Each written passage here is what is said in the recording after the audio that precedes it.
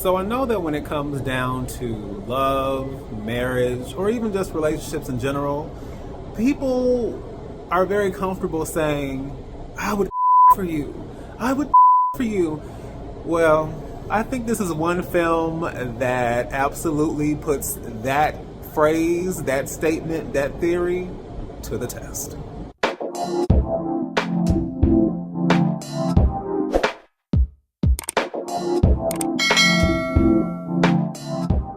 Hey everyone, this is D, Movieman, fellow cinephile, popcorn addict, and emerging film critic, coming to you with reliable recaps, reviews, and reactions. And yes, I am here once again with another parking lot layback.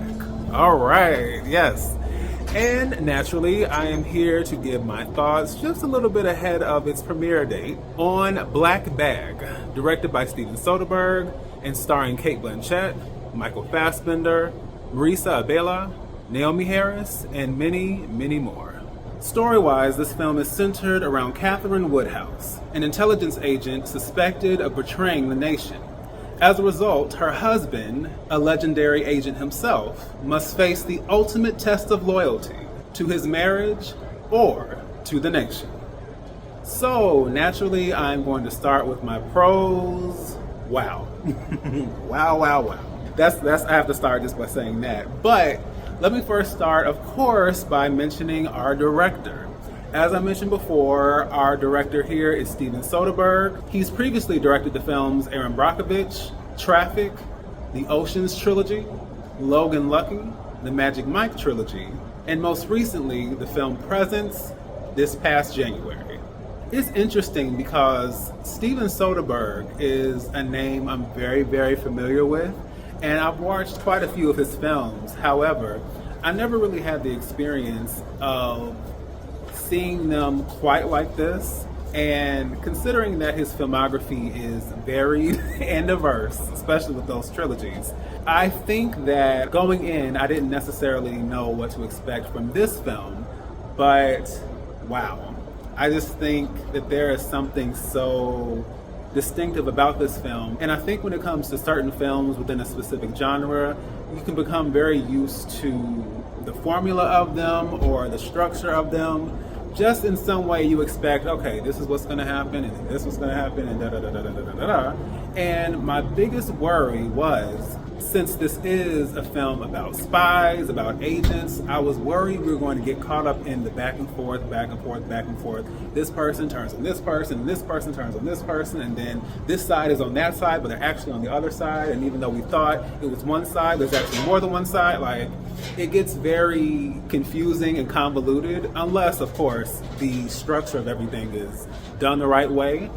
So I was a little leery to begin with, but I do have to say that this film absolutely put my fears to rest. I think the general look and feel of this, even when it comes down to what I'm familiar with and what I'm used to regarding spy films or films about agents, intelligence agencies, I just thought it was something that was really well crafted, really well thought out. It was something I just found myself so invested in, and I found the journey so compelling, even though for a good minute I was trying to figure out what was going on, because like I said, there are all these minute details, there are these cases, there's this overarching situation that's happening. But I will say that it definitely brings to mind films like Mr. and Mrs. Smith and Allied, which ironically enough both starred Brad Pitt. But I do think there's something about this film that distinguishes itself. I just think it's such a sophisticated film. It looks sophisticated, it feels sophisticated, the writing is sophisticated. It just has this very refreshing energy to it. I just found myself really enjoying this. As far as our screenplay, this film is written by David Koepp, and a name that I assumed I was not familiar with.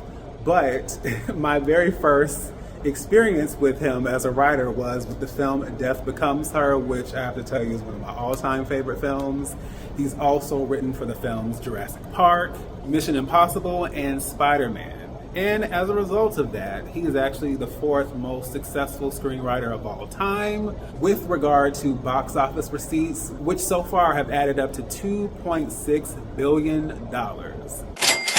And I think that this collaboration, which is interesting because they just collaborated on the film Presence, which Steven Soderbergh did direct and David Koepp also did the screenplay for. But yes, I love just hearing what the characters had to say and then just guessing what they were going to say next and being so shocked when they said something completely out of the way, completely unexpected.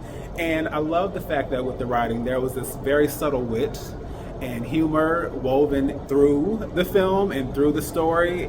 It wasn't something that was ha ha ha, but it was very subtle in a way that definitely had everyone in the audience, including myself, kind of chuckling. Watching these characters and watching these actors interact with each other, again, I say it all the time, ensemble cast, ensemble cast, ensemble cast. And I just see, I feel like the more I say it, the more I get examples of why I love it. I mean, heavy hitters everywhere you look, and they did what needed to be done.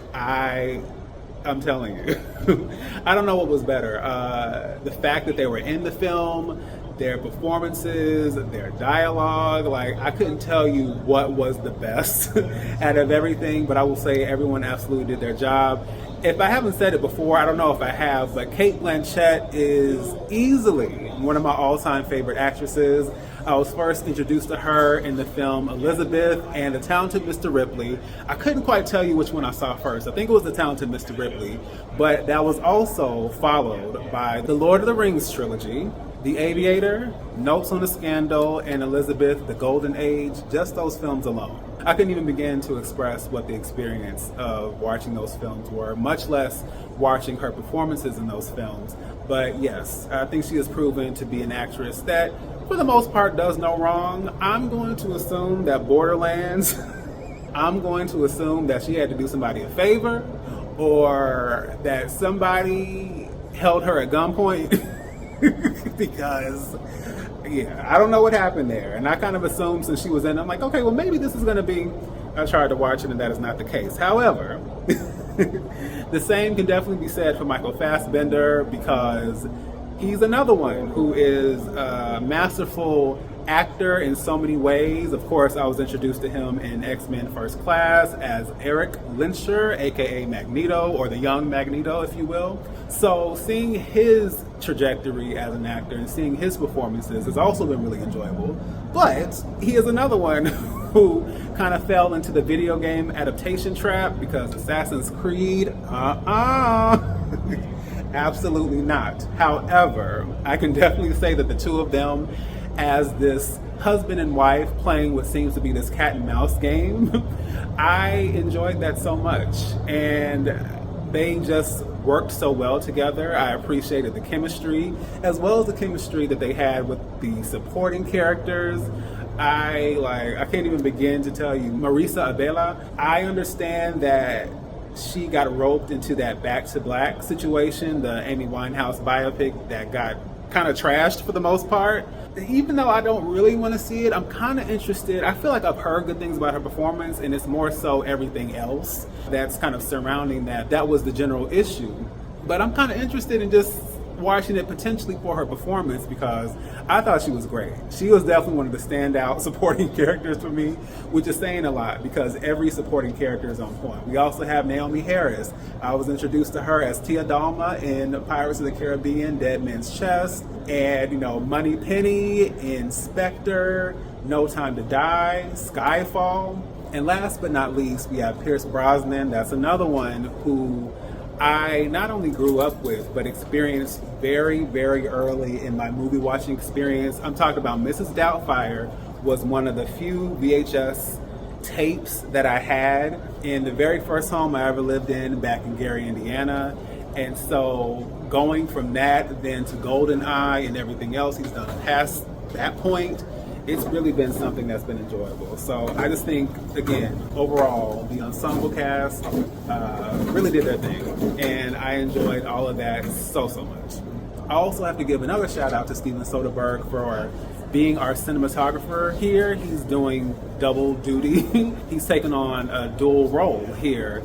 And I also love the look of this. There was something so, like I said, it looked so sophisticated, it looked so lush, and ironically enough, although this is a film set in the present day, the aesthetic was so 70s, which I thought was so interesting. Like, it was absolutely a modern day story, a modern day film, but the set design, the production design, the costume design, all of it gave modern 70s, and I found that so interesting as well. I really don't know much else I could say, but I'm telling you, I absolutely had a blast. As far as cons, I don't really have many. The one thing I will say that as much as this film does what it can to kind of get around what I mentioned as far as the formula with spy films or films about agents, you get a lot of that back and forth, double cross, cross again, and then double, triple, double cross. Like, there's a lot of that. And I think with the dialogue, sometimes it may be difficult to follow who's done what at what time at what moment. There are a couple moments where I was just kind of like, I think I'm following this, but maybe I'm not. And then, of course, I was back on track again. But just keep in mind that with the way the film is made, there are moments where you're going to kind of be like, did I catch all that? And I think it's a film that I'm going to appreciate even more once I have the opportunity to have captions and actually read along with what they're saying, because I'm telling you, there are some moments where I absolutely lost that. I would also say, considering that this is a 90-minute film, which I love, get in, get out, and on to the next, I will say this film, pacing-wise, definitely feels somewhat longer than an hour and 30 minutes. You may find yourself kind of like, I never really checked my watch, but there were moments where I was like, And like I said, it is very compelling, but it is a slow burn. So it does require you to really invest and tap into what's being said and discussed and everything that's happening. But I do think maybe that combined with, trying to follow everything, there may cause a little bit of a disconnect there. But as far as I'm concerned, Black Bag was an experience that I absolutely enjoyed. I'm so glad I had the chance to check this one out early, and I'm really interested in seeing what the general consensus is on this film once people see it, because it seemed like the audience I was with were really enjoying it, and I really enjoyed it as well. And this is just another reminder of why I love this genre, or possibly subgenre as well. It came together so perfectly. And I will also say it kind of reminded me of The Outfit. Not quite, but that same sense of ease and tension and sophistication wrapped inside the story that has all these twists and turns and complications. I could definitely see some parallels there. And of course, they are both distributed by Focus Features, which is easily one of my favorite distribution companies, production companies. I love the majority of their films. I'm going to assume that the American Society of Magical Negroes, I'm going to assume that somebody didn't get enough sleep and signed that over, and they weren't fully in their right mind when they made that decision. Because otherwise, pretty much, it's hard to name a film that's connected to Focus Features that I haven't enjoyed, and I am so thankful to say that this is another film I can add to the list. So, once again, this is the Movieman, signing off, and I'll see you at the movies.